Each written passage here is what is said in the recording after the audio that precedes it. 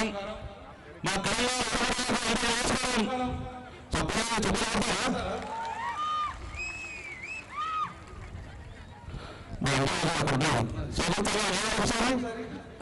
అందరూ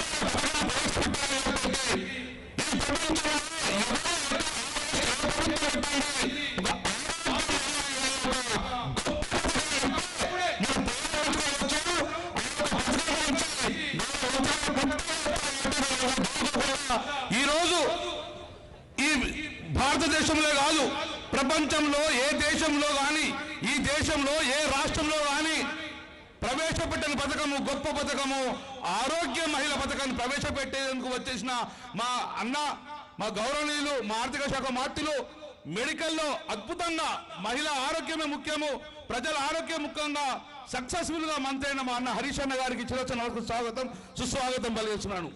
గౌరవనీయులు కమిషనర్ గారు శ్వేతా మహంతి గారు, గౌరవనీయులు కలెక్టర్ కర్ణన్ గారు,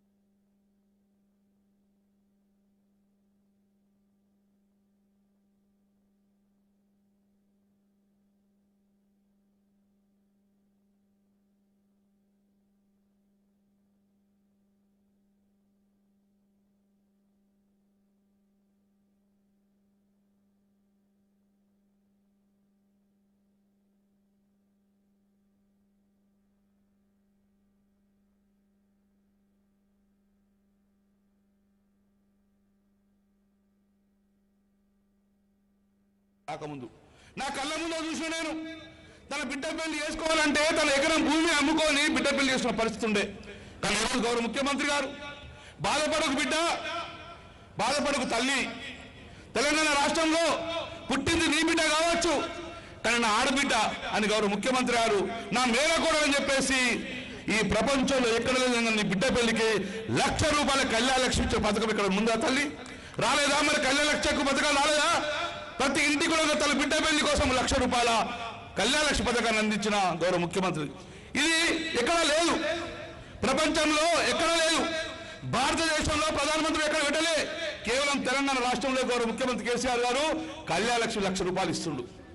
మరి కళ్యాణ లక్ష్మి తర్వాత బిడ్డ తొలసూరు బిడ్డ అత్తగారింటికి వెళ్ళిన మళ్ళీ ఇంటికి వస్తుంది కాన్పుకు, మళ్ళీ తల్లేయాలి, కాన్పుకు మళ్ళీ 50,000 కావాలి.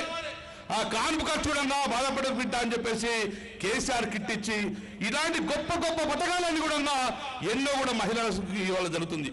అంతెందుకు ఇదే కరీంనగర్లో పక్కకే మానేరు నది ఉండే. తెలంగాణ రాష్ట్రం రాకముందు నా ఆడబిడ్డలు ఇదే కరీంనగర్లో ట్యాంకర్ల వెంబడి బిందెల కోసం పోయే పరిస్థితి ఉండే. పక్కకే నీళ్లు మానేరు ఉన్నా కూడా నీళ్ళు ఇచ్చే పరిస్థితి లేదు. తెలంగాణ రాష్ట్రం వచ్చింది, అద్భుతంగా నగరం డెవలప్మెంట్ అయింది.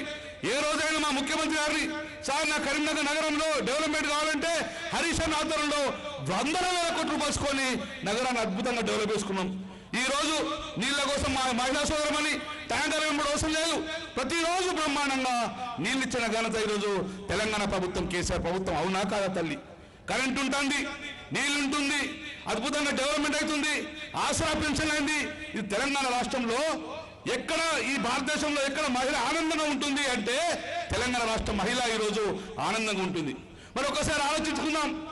ఈరోజు గౌరవ ముఖ్యమంత్రి కేసీఆర్ గారు నా ఆడబిడ్డల కళ్ళల్లో కన్నీళ్లు రావాలని చెప్పి ప్రయత్నం చేస్తే ఇదే మోదీ ప్రభుత్వం, ఇదే మోదీ ఈ కళ్ళల్లో మనం ఆనందం చూస్తే ఆ కళ్ళల్లో ఆడబిడ్డ కళ్ళల్లో కన్నీళ్లు పెట్టిస్తుంది. ఈరోజు కన్నీళ్లతో ఆడబిడ్డ కన్నీళ్లు పెడితే అరిష్టం ఈ ప్రభుత్వానికి. ముఖ్యమంత్రి గారు ఎన్నోసార్లు చెప్పారు ఈ ఆడబిడ్డ కన్నీళ్లు పెట్టద్దని చెప్పి, కానీ ప్రధానమంత్రి గారు ఈరోజు ఆడబిడ్డకు కన్నీళ్లు పెట్టిస్తుండు.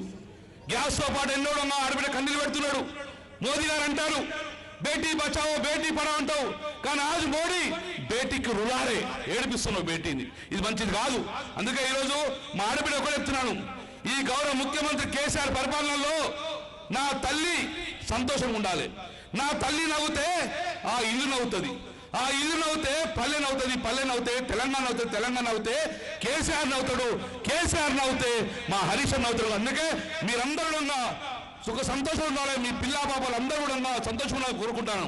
ఈ రోజు గౌరవ ముఖ్యమంత్రికి ఇన్ని గొప్ప పథకాలు వచ్చింది పెట్టారు. మీరు మళ్ళీ అప్పు కట్టు లేదు, మిత్తి కట్టు లేదు.